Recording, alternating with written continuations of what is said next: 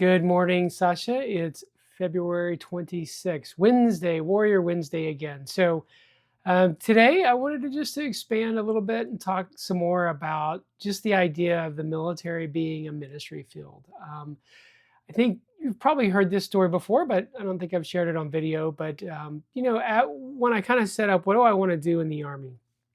After West Point, I wasn't going to be a pilot. Kind of thought I wasn't going to like the Army, but I kind of felt like, I'll stick out my first term or whatever. And then through being discipled, and I really sort of loved the Army, I still thought, I don't think I'm going to make this a career. And but I thought, I'd really love to get company command and that leadership experience, and like you're never going to get kind of a better opportunity than that.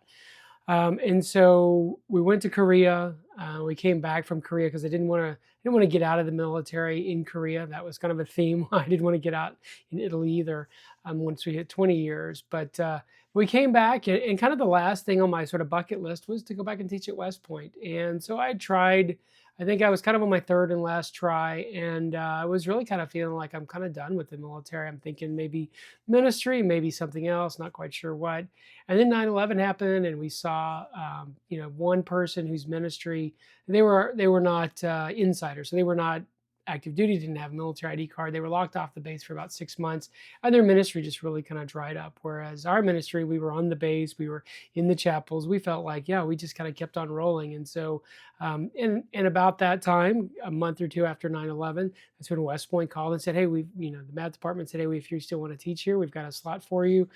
And so I kind of felt like, well, this is kind of like, a couple of things. Number one, the ministry of being an insider. And number two, getting the opportunity to go back and teach at West Point were probably the two biggest reasons to stay in the military. And then, 2 years at grad school, 3 years of teaching at West Point, and I still owed some back. But even also then, the global war on terrorism was going on.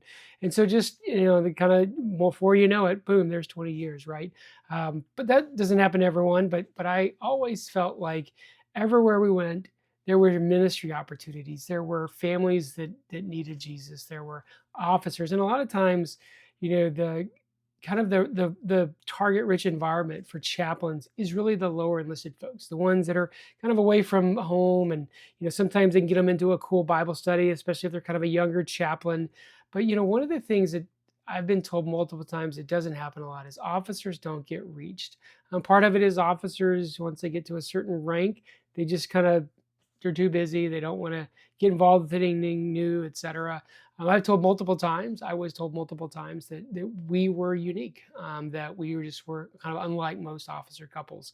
And I felt like, there was a ministry there to officers. And so just want to encourage you that, that's one of the things I loved about the military. I'm excited that you said there's a Bible study on your acro tumbling team. I would encourage you to lean into that and take part in it, and make time for it, because some of that camaraderie, you're great friends with these people. Maybe you know them pretty well, but you start to actually get to know them deeper the more you know them. And I think that, you can know people on just sort of a social level, on an intellectual level. Maybe you're in class with them, even on a sort of a competition sports level. But I think when you add in that spiritual level, it is just such a deeper.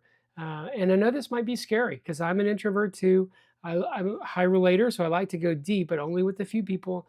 But I suspect that perhaps your Bible study isn't that big on the acro tumbling team. So getting in on the ground floor is sometimes the best, because then you get really comfortable around a couple of people. And then as people grow, get kind of added in, and maybe if the group grows a little bit, it's not as uncomfortable, because you're kind of there, you kind of know everyone, and you're kind of established. So anyway, I just want to encourage you with that. That was my Warrior Wednesday.